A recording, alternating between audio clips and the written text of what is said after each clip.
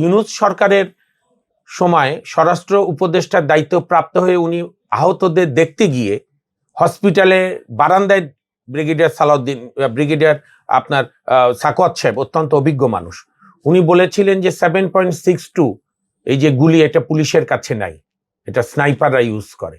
তারপরেই তো ওনাকে ইউনূস সাহেব সরিয়ে দিল। তদন্ত সহ দেশের 12টা তো ডক্টর ইউনূস বাজিয়েছে এবং তার অ্যাডভাইজার গং, ওই যে কিচেন ক্যাবিনেটের আসিফ নজরুল, রিজওয়ানা, আদিলুর রহমান শুভ্র, বিএনপির অত্যন্ত সুযোগ্য স্বরাষ্ট্রমন্ত্রী, উনি আবার আমাদের আইন অঙ্গনেরও, মানে উনি ঢাকা বিশ্ববিদ্যালয়ে আইনের ছাত্র ছিলেন। তো যাই হোক, অত্যন্ত বিদগ্ধ রাজনীতিবিদ, উনি যথার্থই বলেছেন পুলিশি হত্যার তদন্ত হবে। এটা যে কোনো সুস্থ নাগরিকই স্বাগত জানাবে।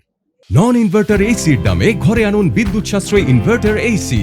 এখন 1.5 ton my one inverter AC মাত্র 48,900 টাকা পাওয়া যাচ্ছে মিনিস্টার শোরুমে। যারা বিরোধিতা করছেন তারা নিজেরাই নিজেদেরকে আসামির কাঠগড়ায় দাঁড় করাচ্ছে, সহজ বাংলায়। আর আমি তো মনে করি পুলিশ হত্যা না, গত 24 জুলাই আগস্ট হত্যাকাণ্ডের ইনক্লুডিং পুলিশ সবার যতগুলো হত্যার শিকার হয়েছে সবগুলোরই একটি নির্মোহ, একটি প্রয়োজনে আন্তর্জাতিক তদন্ত হতে হবে। কারণ ইউনূস সরকারের সময় স্বরাষ্ট্র উপদেষ্টার দায়িত্ব প্রাপ্ত হয়ে উনি আহতদের দেখতে গিয়ে হসপিটালে বারান্দায় ব্রিগেডিয়ার আপনার সাকওয়াত সাহেব অত্যন্ত অভিজ্ঞ মানুষ, উনি বলেছিলেন যে 7.62 এই যে গুলি, এটা পুলিশের কাছে নাই, এটা স্নাইপাররা ইউজ করে। তারপরেই তো ওনাকে ইউনূস সাহেব সরিয়ে দিল। তদন্ত সহ দেশের 12টা তো ডক্টর ইউনূস বাজিয়েছে এবং তার অ্যাডভাইজার গং, ওই যে কিচেন ক্যাবিনেটের আসিফ নজরুল, রিজওয়ানা, আদিলুর রহমান শুভ্র। তো আমি তো মনে করি আমি বিএনপিকে সাধুবাদ জানাবো, পুলিশ হত্যা তদন্ত শুরু করছে। শুধু তাই না, জুলাই আগস্টে আমাদের যে ছেলেমেয়েরা মারা গেছে, আমাদের যে শিশুরা মারা গেছে হেলিকপ্টার থেকে গুলি সহ, কারা করলো, কার নির্দেশে করলো, কার হুকুমে হলো, নির্দেশ মানে হুকুম, যাই হোক, এটির একটি সুনির্দিষ্ট নির্মোহ তদন্ত দরকার। আপনি একটা খেয়াল রাখবেন, আমার এই 28 বছরের সাংবিধানিক আদালতে আইনজীবী জীবনে বাংলাদেশের সবচেয়ে বড় দুর্ভিক্ষ হচ্ছে কোনো ঘটনার তদন্ত হয় না।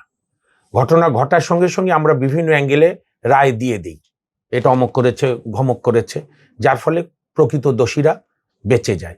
পুলিশ হত্যার অবশ্যই তদন্ত হতে হবে, কারণ আমরাও আন্দোলনে ছিলাম ভোটাধিকার প্রতিষ্ঠার জন্য। আমরা হত্যা করে কোনো আন্দোলন হয় না।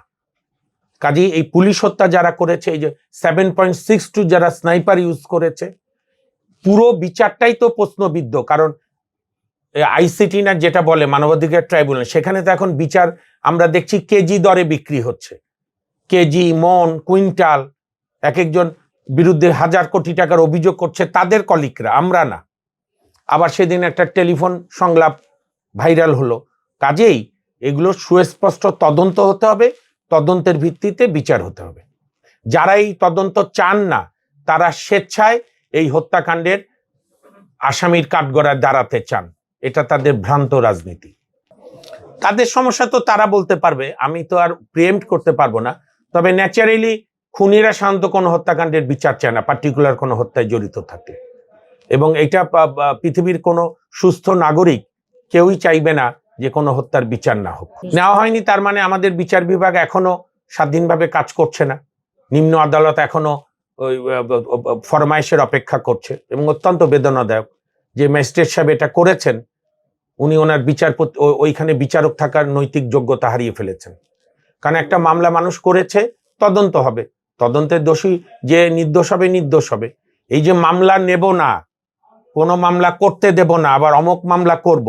শোনেন, ফ্যাসিবাদ কিন্তু শেখ হাসিনা মানে ফ্যাসিবাদ না, শুধু ফ্যাসিবাদ কয়েকটা বৈশিষ্ট্য, সেইটা যারাই ধারণ করবে তারাই ফ্যাসিবাদী।